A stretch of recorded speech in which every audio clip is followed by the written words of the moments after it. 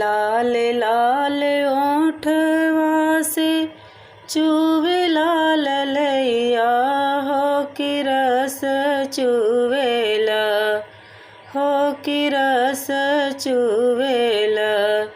सुन के अपनी विदैया हो कि बनी रोवली हो कि बनी रोवली।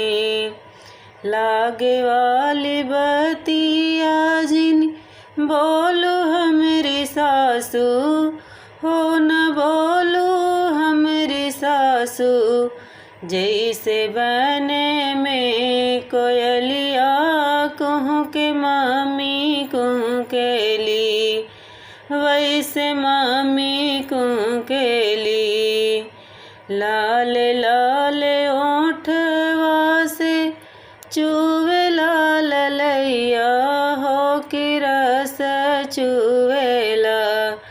सुन के अपनी विदैया हो कि बनी रोवली। लागे वाली बतिया जिनी बोलो हमरी जठनी हो न बोलो हमरी जठनी। जैसे बन में कोयलिया कहूँ के भाभी कहूँ केली वैसे भाभी कहूँ केली।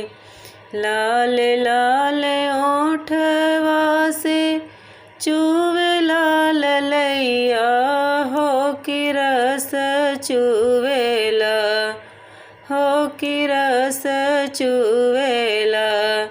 सुन के अपनी विदैया हो कि बनी रोवली हो कि बनी रोवली।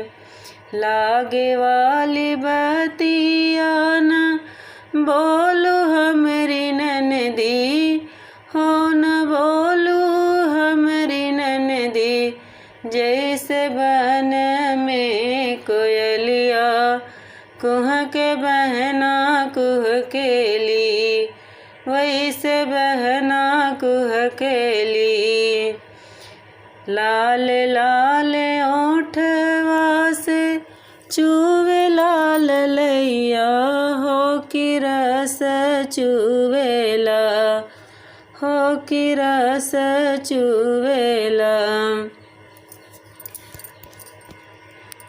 सुन के अपनी विदैया हो कि बनी रोवली हो कि बनी रोवली।